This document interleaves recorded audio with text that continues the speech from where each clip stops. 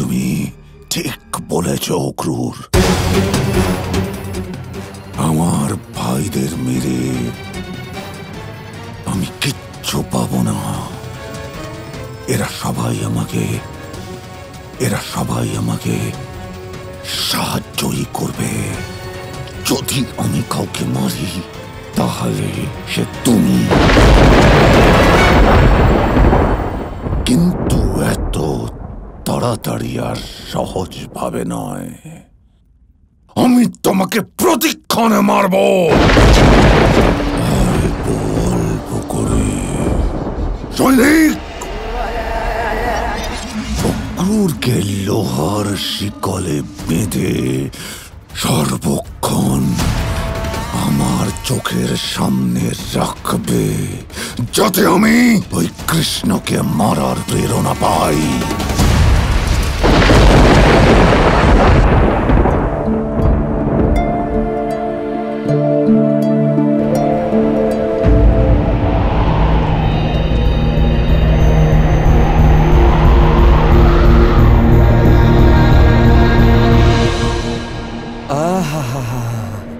দেখো দেখো দেখো দেখো, কি দারুণ হাওয়া বইছে কানাই।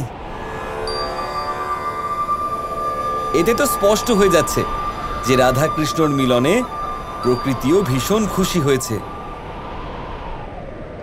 আহা, এটা পরিবর্তনের হাওয়া দাদা। হ্যাঁ হ্যাঁ জানি কানাই, এটা তো পরিবর্তন বটেই। আমাদের রাধা কৃষ্ণ এক যে হয়ে গেছে, তাদের মিলন হয়েছে। হ্যাঁ, রাধা তার গত জন্মের সমস্ত স্মৃতি ফিরে পায়নি ঠিকই, কিন্তু হ্যাঁ, প্রেমের উপরে তার বিশ্বাস অবশ্যই অটল হয়ে গেছে।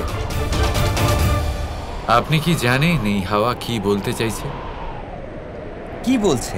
এ বলতে চাইছে যে এবার এগিয়ে যেতে হবে, নিজের অবতার কর্ম পূরণ করার, এবং বৃন্দাবন চিরকালের জন্য ছেড়ে যাওয়ার সময় আসতে চলেছে।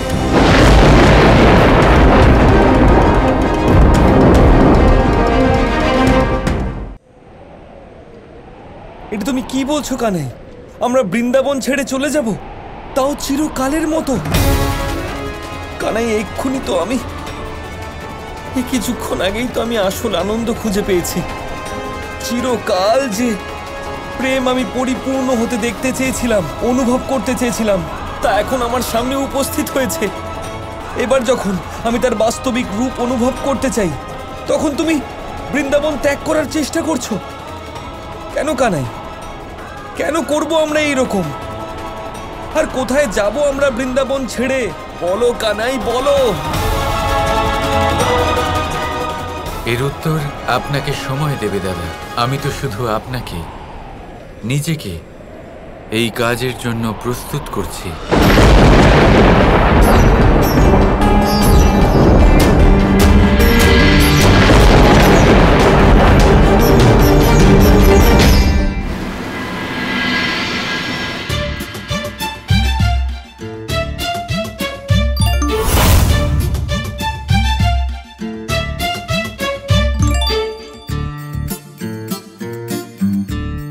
মা, আয়ান, উঠে পড়ুন।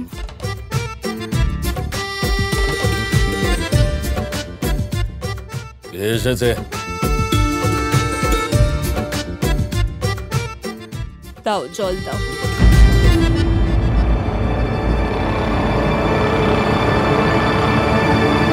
তুমি ভিতরে কি করে এলে? কখন এলে? ভিতরে মানে? আমি বাইরে কখন গেলাম? ভুলে গেলেন আপনি? আপনি তো আমায় বাইরে যাওয়ার জন্য নিষেধ করেছিলেন। কিন্তু তুমি বাড়িতে ছিলে না রাধা। আমি তোমাকে তোমার ঘরে, রান্নাঘরে, প্রত্যেকটা স্থানে খুঁজেছি, তুমি ছিলে না। আর গোয়ালে? ওখানে নিশ্চয়ই দেখোনি। আসলে কি হয়েছে, আমার ঘুম আসছিল না, তাই আমি ওখানে কাজ করছিলাম। আর তারপরে আমি বাড়ির বাকি সব কাজও করে ফেললাম। বাবা, আপনার ভোজনও তৈরি, আসুন। আর তোমরা দুজনে মাটিতে শুয়েছিলে, কেউ দেখে নিলে কি বলতো? যে মহাপণ্ডিত নিজের স্ত্রী আর পুত্রকে মাটিতে শুতে দেয়। আমার মান সম্মানের একটু খেয়াল তো রাখো। আমাদের ক্ষমা করে দিন বাবা। আর মনে থাকে যেন এইরকম মূর্খতা আর যেন না হয়, বুঝলে?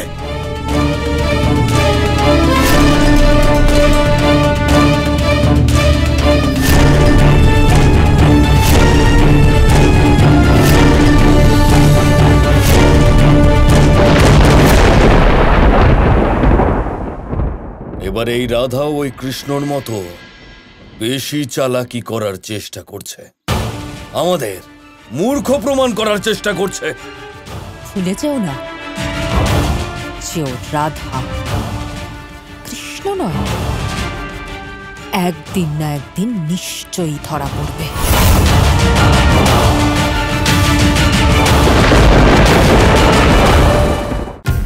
কানাই বলো না, আমাদের বর্ষণা ছেড়ে যাওয়া আবশ্যক কেন? আমরা এখানে থেকেও তো সব কাজ করতে পারি। কানাই বলো না।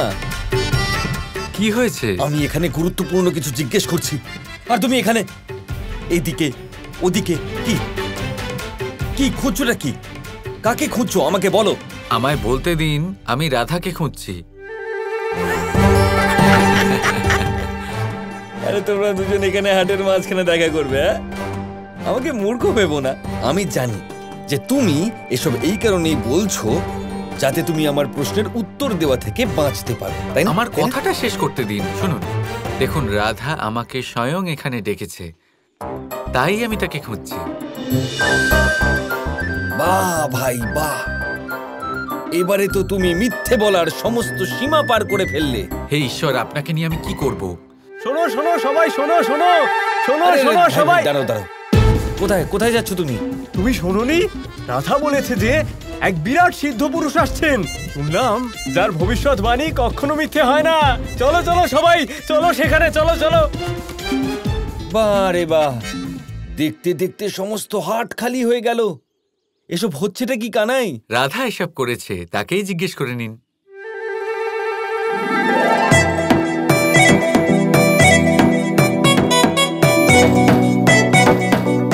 রাধা, এসব কি করছো তুমি?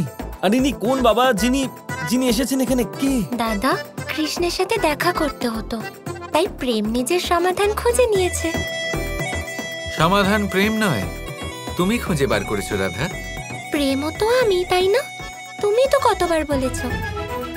আরে এখানে তোমরা প্রেম করছো, আর ওইদিকে যদি কোনো বাবাকে ওরা খুঁজে না পায় তাহলে কি হবে বুঝতে পারছো তোমরা কিছু? ওখানে বাবাজি নিশ্চয়ই থাকবেন দাদা। কোন বাবা? বলাই বাবা। বলাই বাবা? এরকম কোনো বাবার নাম তো আমি শুনিনি ভাই।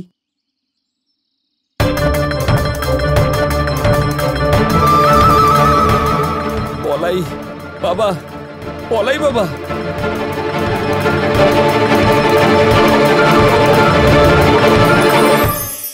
কখনো আপনি কোনো কুমোরকে দেখেছেন যারা মাটির পাত্র বানায়? প্রথমে সে ভিজে মাটি মাখে, তারপর তাকে গড়ে, তারপর তাকে চাকায় দিয়ে সঠিক আকার দেয়। যদি আকার ঠিক না হয় তা তক্ষুনি ঠিক করে দেয়, কারণ সে এটা জানে যে একবার এটা আগুনের তাপে দিয়ে দিলে, একবার এটা শুকিয়ে গেলে তারপরে এর আকার কখনোই বদলানো যায় না। এখানে লুকিয়ে আছে একটা শিক্ষা, সমস্ত মাতা পিতার জন্য একটা শিক্ষা। মাতা পিতাও তো এরকমই হন, তাদের নিজেদের সন্তানকে সঠিক সময় মতো শ্রেষ্ঠ শিক্ষা দেওয়া উচিত। মাতা পিতা যেন কখনো তাদের বিধাতা না হতে চান, কিন্তু প্রতিটা মুহূর্তে সবসময় চেষ্টা করুন তাদের সঠিক পথ দেখানোর, কখনো কোমলতা দিয়ে, কখনো ভালোবাসা দিয়ে, আর কখনো কঠোর হয়ে। তার জীবনকে, তার ব্যক্তিত্বকে আকার দেওয়ার চেষ্টা করুন, কারণ যেমন মাটি একবার শুকিয়ে গেলে তারপর সেই পাত্রের আকার বদলানো যায় না, ঠিক সেইভাবেই আয়ুর বৃদ্ধির সাথে সন্তানের শিক্ষা কখনোই বদলানো যায় না। তা মনে রাখবেন। রাধা রাধা।